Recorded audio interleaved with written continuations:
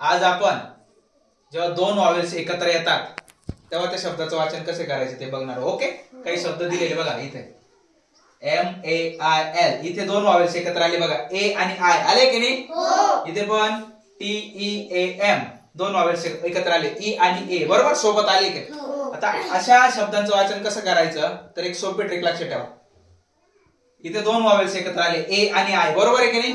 आता वाचन करताना काय करायचं, फक्त जो पहिलं वॉवेल्स आहे, पहिलं वॉवेल्स कोणतं, ए कोणतं आहे, त्याचंच वाचन करायचं, आयचं वाचन करायचं नाही, ते सायलेंट ठेवायचं.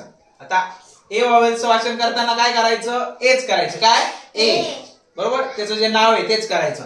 म ए ल मेल, ब्र ए न ब्रेन, च ए न कळलं तुम्हाला.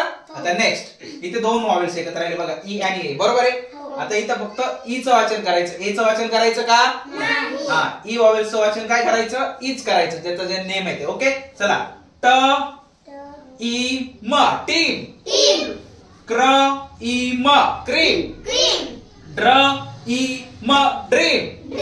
पुढे नेक्स्ट चला, आता इथे दोन वॉवेल्स एकत्र आले बघा, ओ आणि ई बरोबर आहे.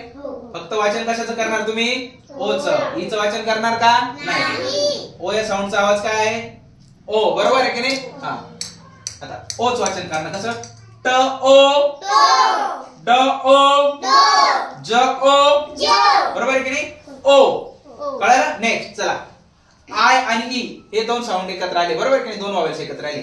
आता इथं वाचन करताना फक्त आयचं वाचन करणार, ईचं वाचन करणार का, हा आय या वॉवेल्सचं वाचन काय करणार, आयच करणार, जे ज्याचं नेम आहे आयचं. ओके चला, ल आय ड आय ट आय कळलं. नेक्स्ट इथे दोन वॉवेल्स एकत्र आले, कोणते सांगा बरं, ओ आणि ए बरोबर आहे की नाही. आता या ओ वॉवेल्सचा नेम काय आहे, ओच आहे बरोबर आहे की नाही. मग काय करणार, फक्त ओ उच्चार करणार, जसं की ब ओट, क ओट, र ओष्ट, समजलं.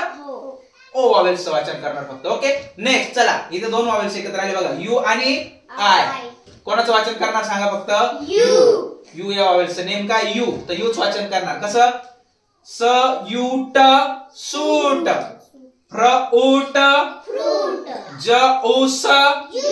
ओके कळालं सर्वांना. नेक्स्ट लास्ट, यू आणि ई दोन वॉवेल्स एकत्र आले बरोबर आहे की नाही. आता याचं वाचन कसं करणार, यू चं वाचन करणार फक्त. ओके, क्ल यू क्ल्यू, ट्र यू ब्ल यू ब्ल्यू. ओके अशा पद्धतीने वाचन करणार. कळालं सर्वांना, गुड.